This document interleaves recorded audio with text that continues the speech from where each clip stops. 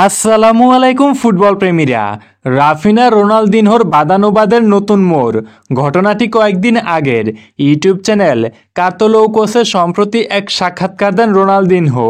সেখানে তিনি ব্রাজিল দলের কোনো কিছুই ঠিক নেই বলে ক্ষোভ ঝাড়েন। তিনি বলেন, কোনো কিছুই ভালো হচ্ছে না, দৃঢ়তার অভাব, নিবেদনের অভাব, সব কিছুরই অভাব, সব কিছুর অনুপস্থিত, তাড়না, উচ্ছ্বাস। তাদের ভালো খেলতে হবে, তাই আমি তাদের কোনো ম্যাচই দেখব না। আমি ব্রাজিল দলের খেলা বর্জন করব। রোনালদিনোর এই মন্তব্যে অবাক রাফিনা। পুরো দলের জন্য এটি বিস্ময়কর এবং বড় ধাক্কা বলে মন্তব্য করেন তিনি বলেন আমি মনে করি তার আমাদের থেকে আরও বেশি ভালো জানার কথা।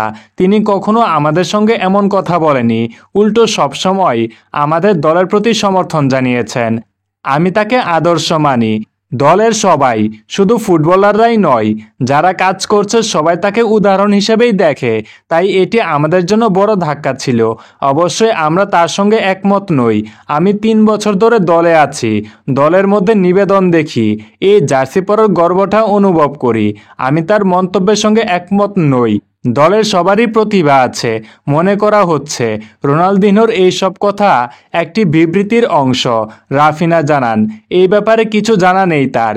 তবে এটা জানেন যে ভিনিসিয়াস জুনিয়রের কাছে জাতীয় দলের খেলার টিকিট চেয়েছিলেন রোনালদিনহো। পরবর্তীতে জানা গেছে এটা মার্কেটিংয়ের একটা ক্যাম্পেইন ছিল মাত্র। রোনালদিনহো বলেন, এটা একটা প্রমোশনাল স্ট্র্যাটেজি ছিল। আমি কখনোই ব্রাজিলের খেলা দেখা ছাড়ব না। এবারও ব্রাজিল দলের খেলা দেখব। ব্রাজিল ফুটবল উন্নয়নের জন্য কাজ করে যাব।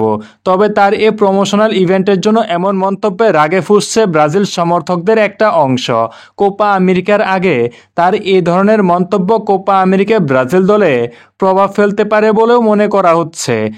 আপনাদের মতে শুধুমাত্র প্রমোশনাল ইভেন্টের জন্য রোনালদিনহোর এমন মন্তব্য কতটা গ্রহণযোগ্য জানিয়ে দিতে ভুলবেন না। এছাড়া যারা এখনও আমাদের চ্যানেলটি সাবস্ক্রাইব করেননি, এখনই সাবস্ক্রাইব করে বেল আইকনটি বাজিয়ে দিন।